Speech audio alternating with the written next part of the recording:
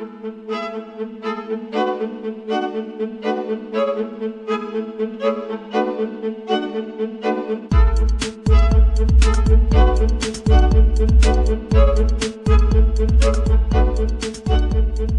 me tell you about Codex Alimentarious. Let me define it for you. Let me help you understand the enemy. And let me assure you that absolutely nothing that I'm going to tell you is exaggerated, is interpolated, or is imagined. Everything I'm going to tell you is documented. And it's a great deal of it is documented on my website, which is www.healthfreedomusa, one word, healthfreedomusa.org. Let me back up and tell you that I've been watching Codex come toward us for about the last decade. And I've been watching the votes in Congress, which, God help us, is our bastion of support and protection against Codex, and I'll explain why that is. I've been watching the votes to protect our health freedom dwindle until finally in the 109th Congress, without a good deal of activity, we didn't have the votes to protect us. I've been watching Codex accelerate, and I've been watching it expand, and I've been getting more and more troubled. Let me give you a brief rundown of Codex then. After the Second World War, the Nuremberg tribunals were held, in which people who had committed crimes against humanity were judged by the world community in a court run by the United States and Britain, and they were sentenced to terms in prison if they were found guilty of crimes against humanity. One of the people found guilty of crimes against humanity was the president of a huge industrial megalith called IG Farben. IG Farben produced the gas used in the gas chambers, Cyclone B. They produced the steel for the death camps and the railroad lines. They produced the munitions. They produced chemicals. They produced all kinds of stuff. They produced pharmaceuticals. Big, big, big, big pharmaceutical company. So the president of IG Farben was convicted of crimes against humanity. Now, he's a sort of artistic fellow and creative. He was the one who was responsible for the slogan that people saw as they entered Auschwitz, usually for the last time. Arbeit macht frei. Work brings freedom. Creative sort of fellow. So he was sitting in jail and he said, well, that didn't work. What else can we do? I've got it. Food.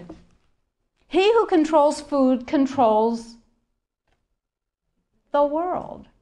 So when he got out of jail, he went to his UN buddies and he said, have I got an idea for you?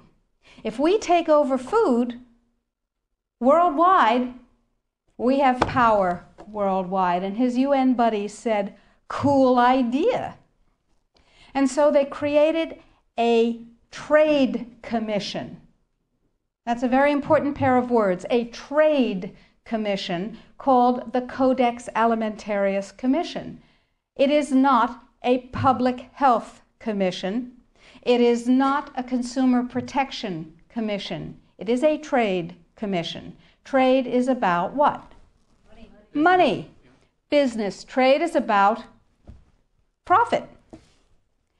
Well, they said in 1962, we're going to work toward total global implementation of Codex Alimentarious on December 31st, 2009. Long term.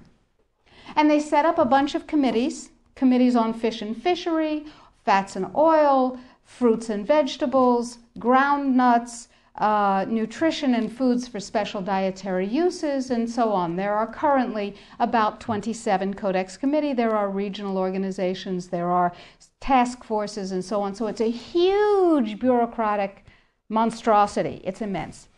Codex has promulgated well over 4,000 guidelines, standards, and regulations on everything which can legally be put into your mouth, with the exception of pharmaceuticals.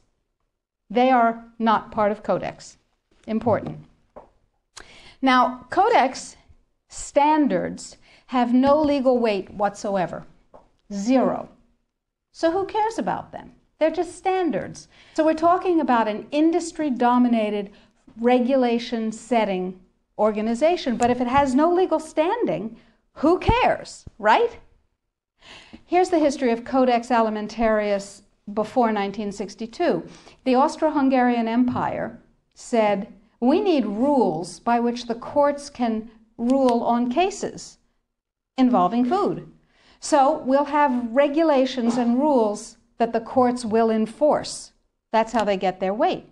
That was called the Codex Alimentarius, and it was put into place around 1893 and lasted until the end of the Austro-Hungarian Empire in the First World War. So the idea was there in the Germanic tradition. We need rules, lots of rules, lots and lots of rules. We need a lot of rules. Let's have rules for everything to do with food. So it was sort of a natural extension for the German industrialists to say, we'll go back to the good old days of Codex Alimentarius, back when we had them in the Austro-Hungarian Empire. Cool. So they started promulgating their rules and regulations, and they were voluntary. They were sort of guidelines. Now, Codex Alimentarius Commission is administered by the World Health Organization, WHO, and the FAO, the Food and Agriculture Organization. They fund Codex and they run it at the request of the UN. So they're mommy and daddy to Codex Alimentarius. And that's very interesting because they're supposed to be about health and food worldwide. Some conflicts of interest that we'll talk about. So Codex started promulgating regulations and rules, and the way that's done is that the committees work up a rule, a standard, a guideline, a regulation, and then they get it to what's called Step 8, which is the final step in their administrative process, and then it's presented to the Codex Alimentarius Commission for ratification, like the vitamin and mineral guideline was presented to the Codex Alimentarius Commission on July 4th this past summer. It was ratified, it was approved by consensus, and it is now, despite the propaganda that you're going to hear, if you ever hear about it in the media, it is now mandatory upon any member country of the WTO.